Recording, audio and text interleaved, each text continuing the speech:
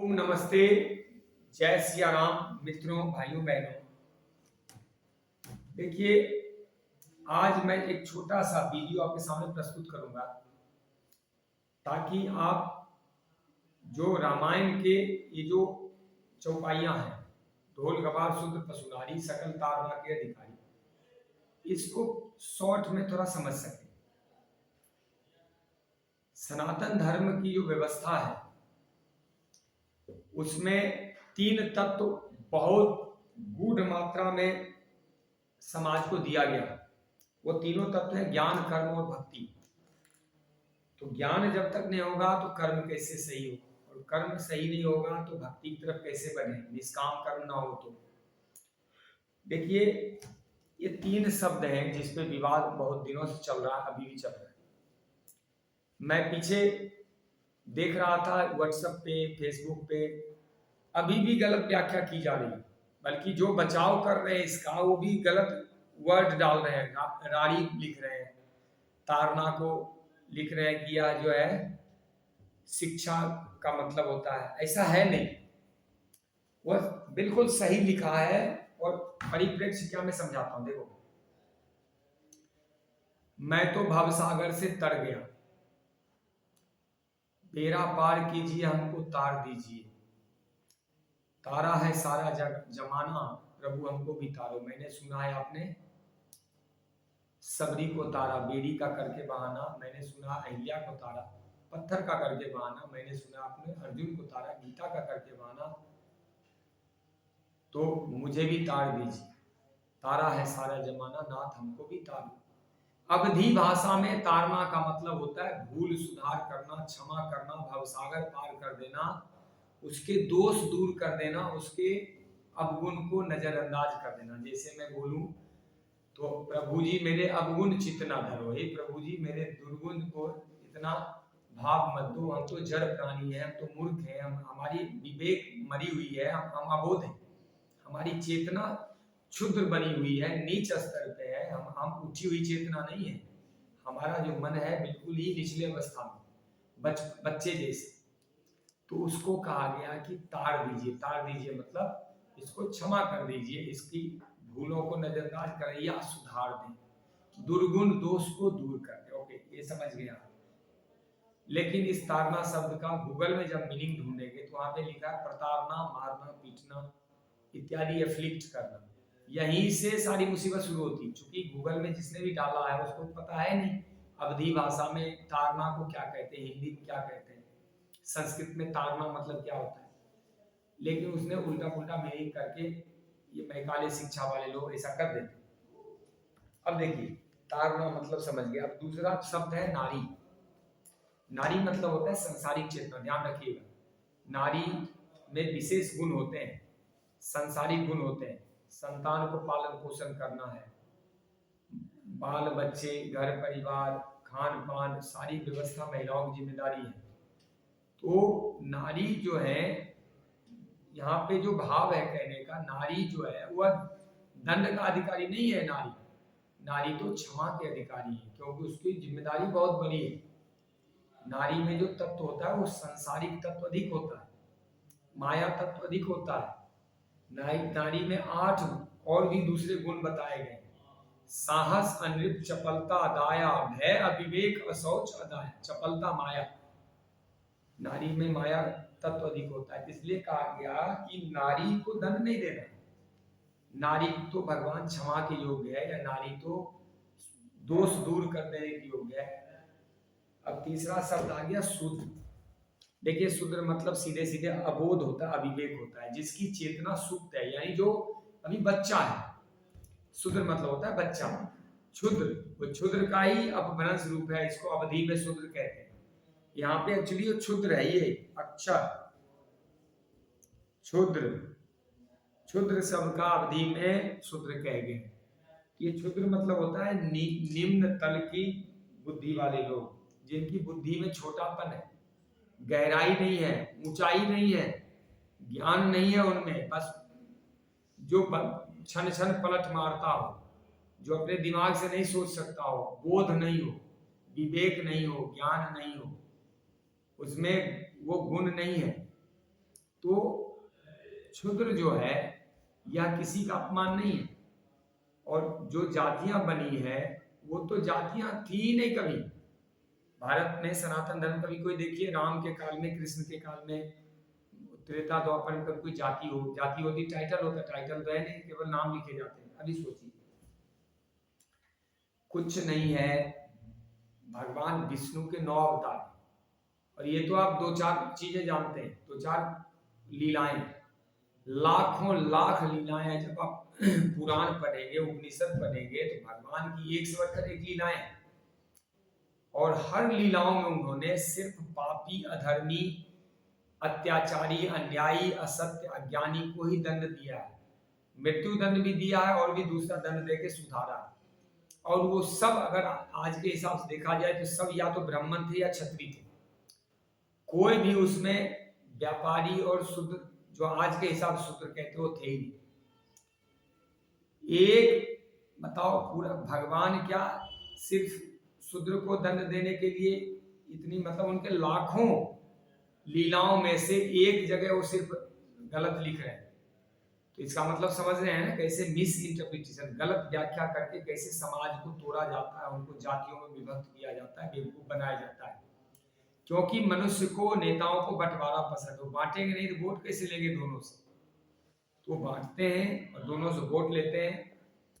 तो शूद्र शब्द का मीनिंग है क्षुद्र, अबोध, अविवेकी चेतना, जिनकी बुद्धि अभी विकसित हुई नहीं, बचपना है जिसमें अभी गहराई आई नहीं, लघुता है, गरिमा आया नहीं। जैसे ढोल का भूल सुधार नहीं करने से वह सही नहीं रहता, आवाज अच्छा नहीं देते। गवार जो होता है गांव देहात में, वो अनपढ़ होते हैं, मूर्ख प्राणी, उनको कुछ जानकारी होती नहीं। तो ऐसे पे क्रोध क्या करना, ये तो कृपा के पात्र है। वो कह रहे हैं कि भाई भगवान ये तो कृपा के पात्र है, ये तारने के पात्र है, ये मारने के पात्र नहीं है। इस तरह पशु का मतलब होता है कि जो पास में बंधा हुआ है, जो एक बंधन में। मनुष्य भी तब तक पशु है जब तक बंधन है। यदि वो योग में उतर आता है, योग करता है, तो धीरे धीरे बंधन को तोड़ने लगता, टूटने लगता बंधन, वह जकड़ से मुक्ति पाता है, वह धीरे धीरे आनंद में कोष की तरफ बढ़ने लगता है, तब वो दिव्यता की तरफ बढ़ता है। यानी पशुता से दिव्यता की यात्रा। देखिए, मनुष्य और पशु में कोई अंतर नहीं है, सब कुछ वैसा ही है। आहार, निद्रा, भय, मैथुन ये मनुष्य भी करता है, पशु भी करता है। एक अंतर है। क्या अंतर है? मनुष्य में संभावनाएं हैं दिव्यता की तरफ बढ़ने का, ऊंचाई पे जाने का, देवता बन जाने की संभावना है। पशु में संभावनाएं नहीं है।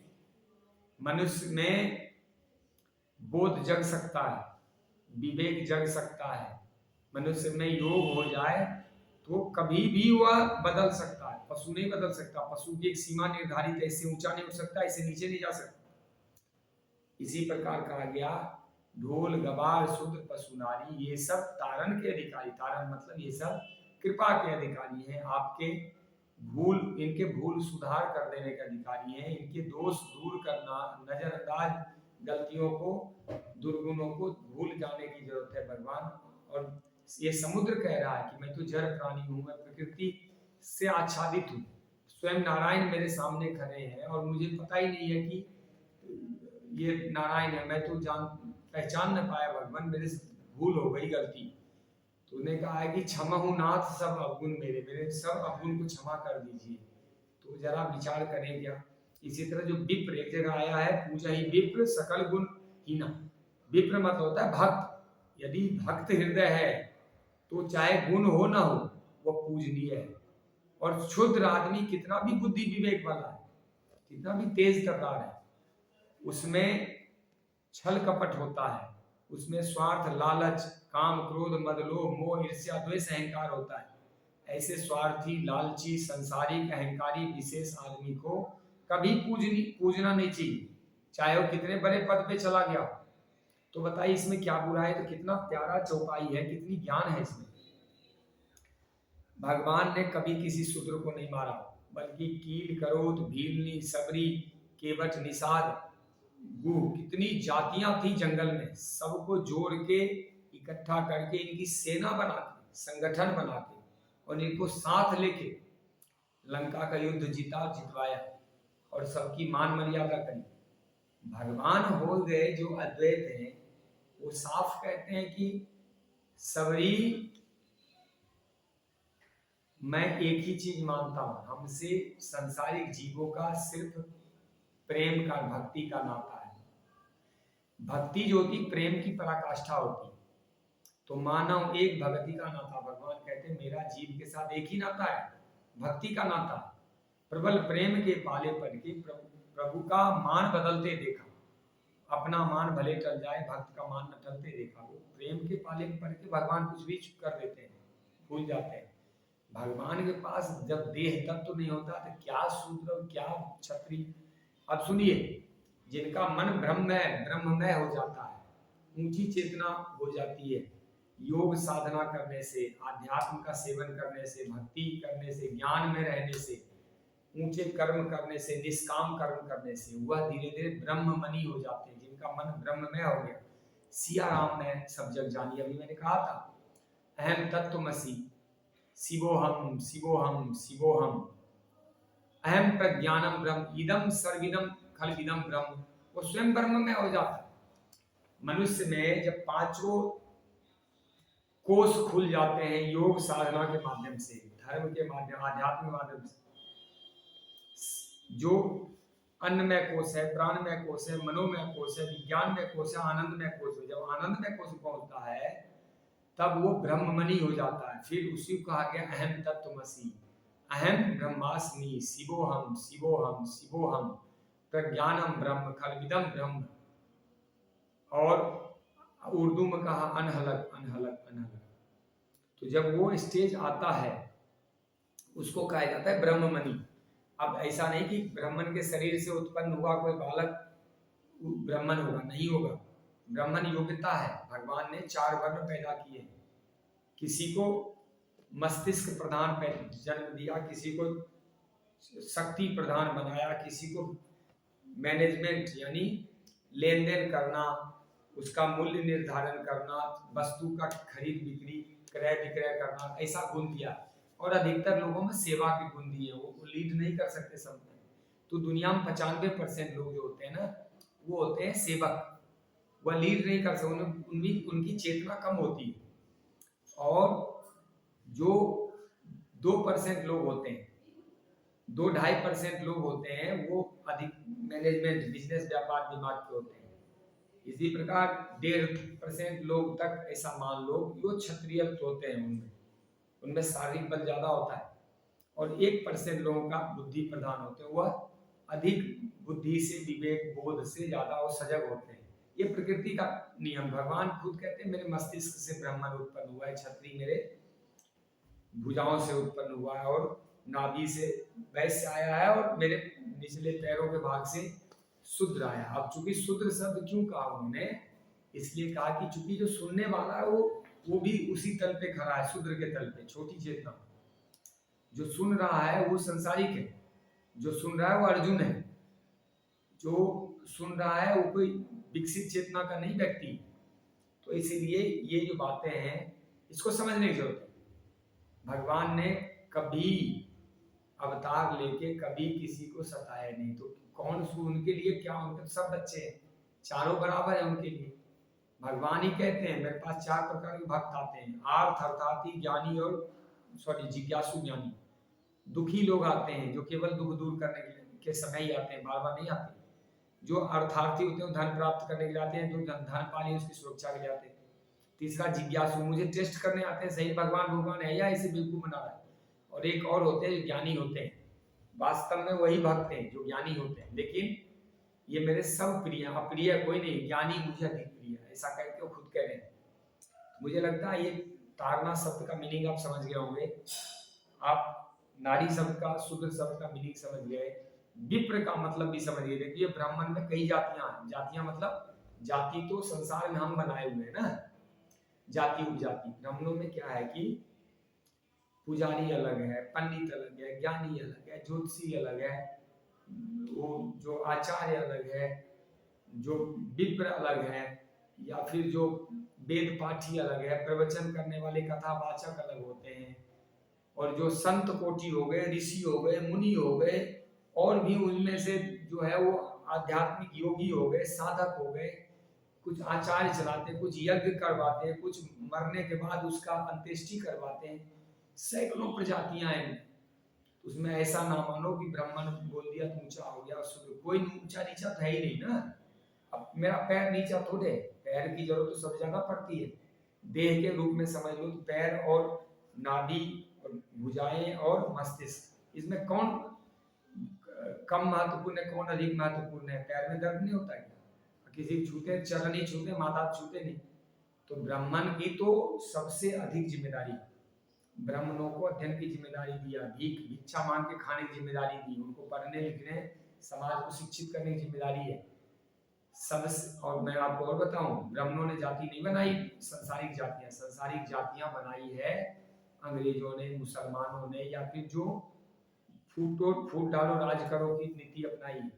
ब्राह्मणों ने जाति बनाई होती तो अपने लिए वो पैसा छोड़ दिए होते, वो कोई सोना चांदी हीरे जवाहरात जमीन जायदाद का पैसा लेते, अपने बच्चों के लिए कोई क्यों दरिद्री का पैसा रखेगा कि मेरे बच्चे दरिद्र बने, पूजा पाठ कराएं, भिक्षा मांग के खाएं? क्यों ऐसा? मुझे ही जब जाति बनानी मैं क्यों बनाऊं? और क्यों मैं दूसरे लोगों को, तू सोनार बन जा, तू जमींदार बन जा, तू लकड़ी का व्यवसाय कर ले, तू लोहे का कर ले, तू जो है अन्न का कर ले, तू तेल का कर ले, तू जो है कृषि का कर ले, ऐसा देखे और खुद जो है बोले मैं भीख मांग खाऊंगा। तो ब्राह्मणों ने जाति नहीं बनाई, आप समझ लीजिए। नेक्स्ट बात है, मान लीजिए हजारों लोगों का एक जमावड़ा है, इकट्ठे हैं हजारों लोग, आप उसमें जाइए और देखिए उसमें कितनी जातियां आपको मिलती। जाति कौन बनाता मैं बताता हूँ। जाति आप बनाते हो, आपकी खोपड़ी बनाती। मनुष्य को बंटवारा पसंद है, इस खोपड़ी से सिर्फ बांटना जानता है, हर जगह बांटता है। एक महिला के अपने बच्चे और भाई के बच्चों भेद कर लेती है, एक पुरुष भी भेद करता है, ये मेरा है तेरा, ये मेरा तेरा हमारी खोपड़ी में होता है। ईश्वर की चेतना में कोई मेरा तेरा नहीं होता। या फिर आपका मन जब ब्रह्ममणि हो जाता है तो वहां पे मेरा तेरा नहीं होता, वहां तो कोई है ही नहीं, वहां तो सब अपना है। उसी को वेदों ने क्या कहा, अयम निज परो बेति गणना उचित समुदार चरिता नाम तू वसुधैव कुटुंबकम, ये सारी वसुधा ही मेरा परिवार है। जो भ्रष्टाचार फैलते हैं ना, हिंसा नशा व्यभिचार, ये सब अपनापन की कमी से फैलते हैं।